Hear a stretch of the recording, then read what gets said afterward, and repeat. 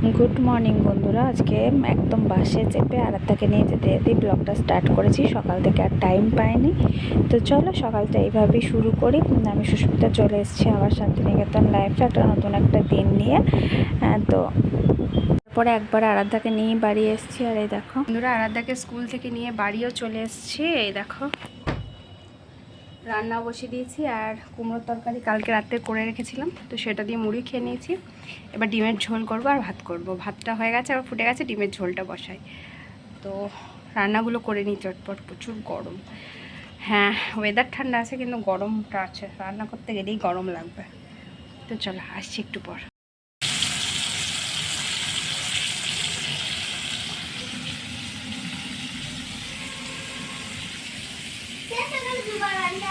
না, রান্নাটা দেখাচ্ছি। আরাধ্যা দোকান বাজার বসিয়ে খেলা করছে, এটা একটু ভিডিও করে দেখাতে বলছিল। বন্ধুরা দেখো, রান্না অলমোস্ট কমপ্লিট।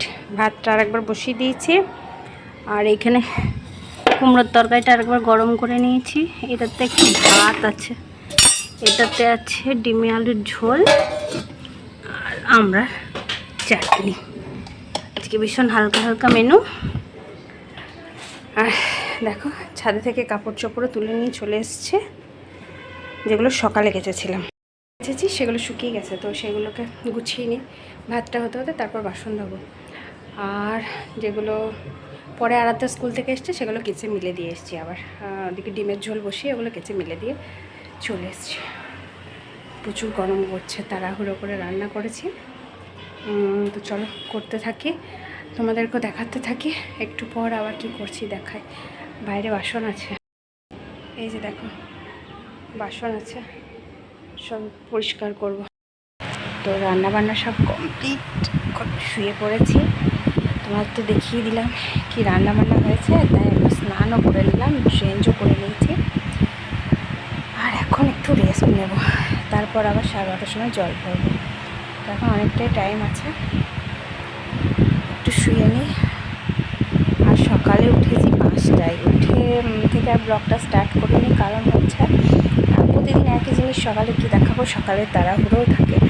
5টায় উঠেই আগে মুখে জল নিয়ে কাপড় চোপড় কাচতে গেছি, কাপড় কেচেছি, স্নান পুজো, আরাধ্যাকে ডেকেছি, আরাধ্যা স্নান পুজো, চুল বাঁধা, এত তাড়াহুড়ো থাকে সকালে, আর ভিডিও করতে খুব প্রবলেম হয়ে যায়। তো ভিডিওটা অনেক দেরিতেই শুরু করেছি, প্রায় বাসে যেতেই ভিডিও শুরু করেছি। ভীষণ গরম আছে, কিন্তু রোদ্দুর নেই, বাইরে হাওয়া দিচ্ছে, বাট ঘরের ভেতরটা ভীষণ তাপ। তো চলো আসি আবার একটু পর, যখন খাবো বাড়া থেকে খাবো তখন আসবো। একটু ফোনটা কেটে নিই। এতক্ষণ ধরে কিন্তু গান শুনতে শুনতে রান্না করছিলাম, গানটা চালিয়ে দিলে কাজ করতে আমার ভালো লাগে, কাজ হয়ও মনে হয় তাড়াতাড়ি, মনটা একটু গানের দিকে থাকে। তো চল আসছি একটু পর। তো বন্ধুরা, চুলটা একটু স্ট্রেট করার চেষ্টা করছিলাম নিজেকে। এই দেখো অনেকটাই হয়েছে, বাট নিজে নিজে করাটা একটু টাফ হয়ে যাচ্ছে। তো চেষ্টা করছি, যতটা হয় করি, তারপর দেখাচ্ছি তোমাদেরকে। অনেকটাই করেছি, আর একটু করি, তারপর আসবো।